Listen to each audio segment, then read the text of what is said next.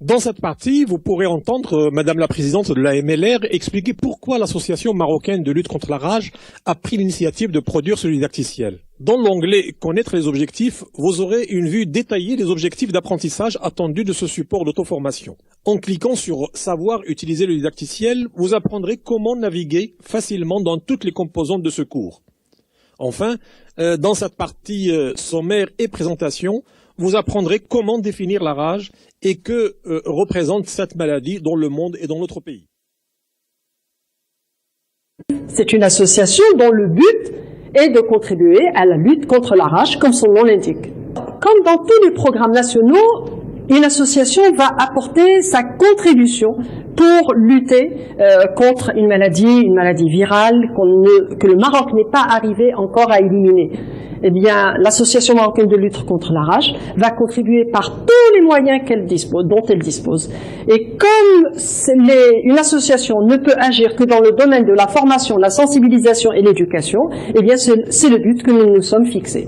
Eh bien, nous nous sommes rendus compte, lorsque nous avons analysé les cas de décès par rage au Maroc ces dernières années, nous nous sommes rendus compte que tous les cas étaient liés, et majoritairement, si on peut, si on ne dit pas tous les cas, majoritairement, ils étaient liés à un manque de connaissances, un manque de sensibilisation. Les gens ne savaient pas ni à qui s'adresser, ni qu'il fallait continuer un traitement ou quoi que ce soit. Et donc, il fallait absolument mettre à la disposition de tout un chacun d'un produit d'auto-formation, d'un outil d'auto-formation et qui soit intelligent. C'est-à-dire un outil d'auto-formation qui soit disponible là où on veut, quand on veut, qui soit convivial, facile à utiliser.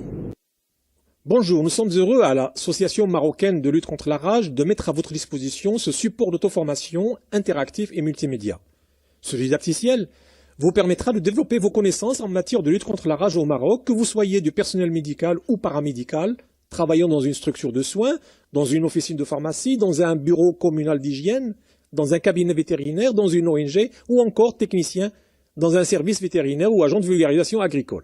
Plus précisément, vous apprendrez à situer l'ampleur de cette zoonose endémique à l'échelle internationale et nationale, à mieux définir le virus de la rage, ses modes de transmission, ses symptômes chez l'homme comme chez l'animal, et à mieux identifier les personnes les plus exposées à la rage.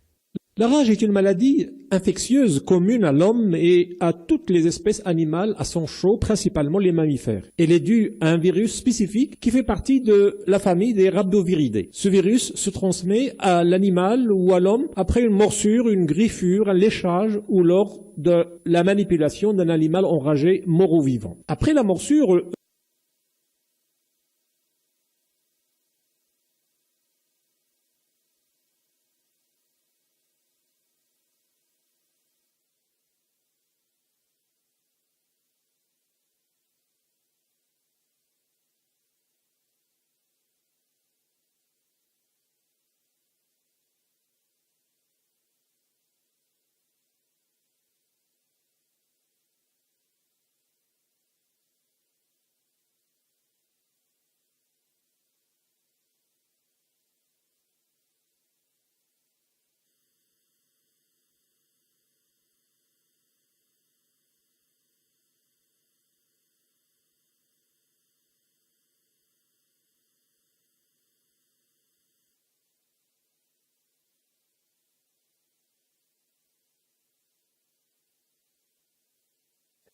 ici, vous connaîtrez les principaux messages en matière de prévention de la rage ainsi que les principaux leviers mis en œuvre au Maroc, comme la lutte contre les chiens errants, la mise en observation des chiens suspects, la vaccination des chiens à propriétaire, enfin, la vaccination des personnes à risque.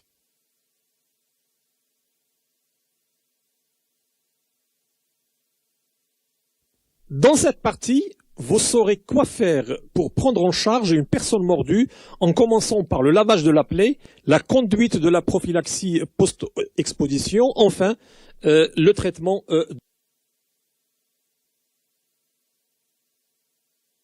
Dans cette section, vous aurez une idée très précise sur les signes cliniques de la rage chez l'homme, des conduites à tenir pour prendre en charge un malade avec rage suspecte, des bonnes pratiques pour réaliser des prélèvements et les envoyer au laboratoire et ce qu'il faut faire pour effectuer la déclaration.